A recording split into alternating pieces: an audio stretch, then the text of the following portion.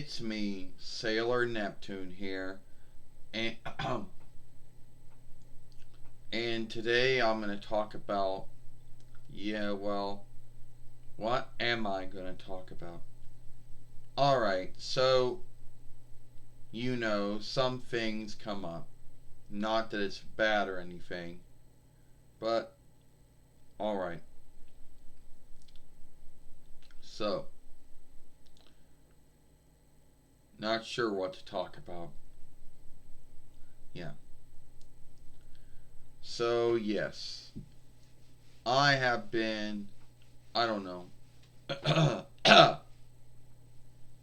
Sad for clearing my throat there, but it had to happen. Oh, yeah, I made this film many times, and I'm sure folks would like to hear this one again. Why I don't shift, or don't film shift.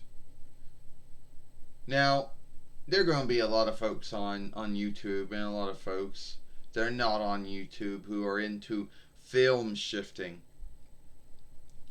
And they scaled that tool or whatever tool it is. You know.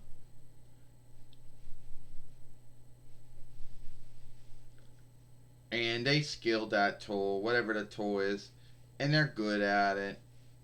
But we never ever wanted to do that. You know. And the haters, that might be the only true thing they could scave you on. But everything else would just be besmirching and lies. If you don't know what you're doing with the tool, you can besmirch your film. And I don't care what anyone says. Everyone's going to say, oh, they'll make your films more greater. No, they take too much time. Yeah, that's the first thing. Yeah, all the film shifting tools out there always take too much time to work. You know? You just can't put your film in and do this and do that. No, it's got to be a whole time thing. You know? And I don't care if it's the Microsoft Windows Filmmaker, the Apple's Macintosh iMovie, the Mackie Cam, the Sony Vegas Film Shifter, the Final Cut or Last Cut. And I don't even care if it's a YouTube one or whatever, the ArcSoft or Cyberlink, whatever. At the end of the day, they're all the same. All take too much time. And that was the first grounds of it.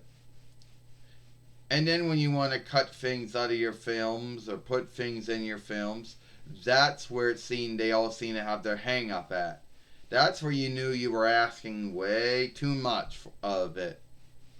Because if you cut something out, you could not bring it back together. Those two films were now two, unlike, they were now cut up. They were two broken films. Two broke films together. And you could not bring them back together. It was always a hit and miss.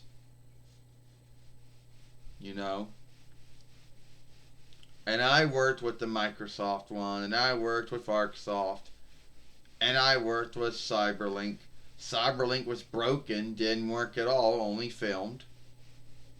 And the Microsoft and the ArcSoft one, well, all they seemed to be really truly good at was making things brighter, making it darker, putting some outstanding drawings or whatever you want to call it. But that was it. The ArcSoft one couldn't cut nothing out. Either when you hit the cut thing, nothing would happen. The Microsoft one would actually besmirch your shit because it was always a hit and miss. So at the end of the day, I just say no to film shifting. It's too much time, and you end up besmirching your film. And I know the haters out there, they'll say all kinds of things about, oh well, they'll say all kinds of things. They'll tell you, oh, it doesn't besmirch your film, makes it greater. No. If that was true, then you wouldn't be bitching about it, would you?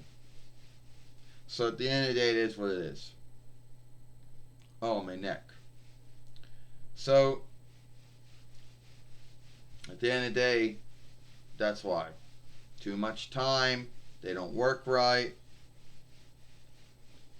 and I don't even work with the YouTube one. The only thing I do with the YouTube one, you know, is put an end sheet at the end of my film. And that's about it. So that's why I don't shift my films, since edit is a Latin borrowed word. The English word would be shift, you know. So it is what it is. And I'm sure someone is going to come on my film once it uploads and fillets and becomes playable, and they'll say that it's true that a lot of film shifting tools are too hard to work. Or you might get someone on there saying, "Oh, well, they work for me." Well, if they work for you, good. It didn't work for me. So that's it for me. I'm Sailor Neptune Michelle. I hope you like this film.